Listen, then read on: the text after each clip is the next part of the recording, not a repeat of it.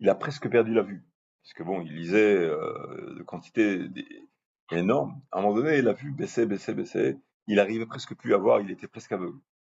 Il a été sur la tombe du Rabbi Yosef Karo, à Tzfat. Et là-bas, il tranène, il est, comment dirais-je, il pleurait, il pleurait, il pleurait. Et il a fait le vœu, je crois, sur la tombe. Il a demandé à Rabbi Yosef Karo, il a dit, si par ton mérite tu pries pour moi, il a demandé qu'il prie pour lui de ça.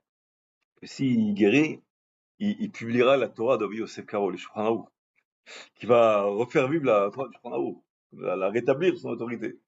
Et finalement, à ce moment-là, je crois presque le même jour, on lui a trouvé un médecin de France qui lui a dit de mettre des lunettes de soleil. Il était tout le temps, il était enfermé dans l'obscurité pendant peut-être une semaine, je sais plus combien de temps, un nombre de jours pas négligeable, dans l'obscurité presque totale.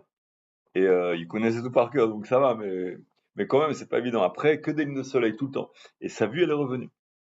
Et un jour, il a dit au Rabbi Tzrak, son fils, il a dit carrément, il a dit que quand il partira de ce monde, il dit d'après toi, qui c'est qui va le recevoir? Bon, là-bas, quand il va arriver dans l'autre monde, qui c'est qui va lui recevoir?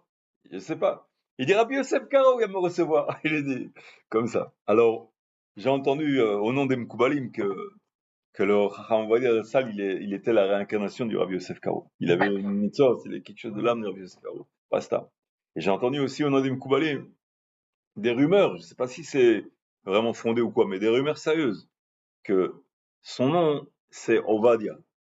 En arabe, Ovadia, c'est Oved Hashem, Eved Hashem, le serviteur d'Hashem. En arabe, comment on dit serviteur d'Hashem? Abd Allah. Abdallah. C'est la traduction d'Abdallah.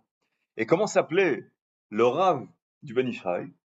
Il s'appelle le Rav Abdallah Somer. Et alors les Mkoubalim, ils disent que lui, il était la réincarnation du Rav du Ben Ishraï. Et c'est pour ça il pouvait se permettre de l'Achlok Alav. Bon, il avait une âme, le Rav Shlomo Amar, chérie, il a dit, je l'ai entendu une fois parler, longuement il parlait. Il disait, qu'est-ce que vous croyez que l'âme de Chacham Ovadia, c'est c'est une âme de notre génération, comme une âme comme une autre ou quoi? Il dit, ma pitom.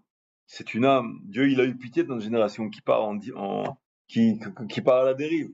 Il nous a pioché une âme du temps des Géonim, avant les Rishonim.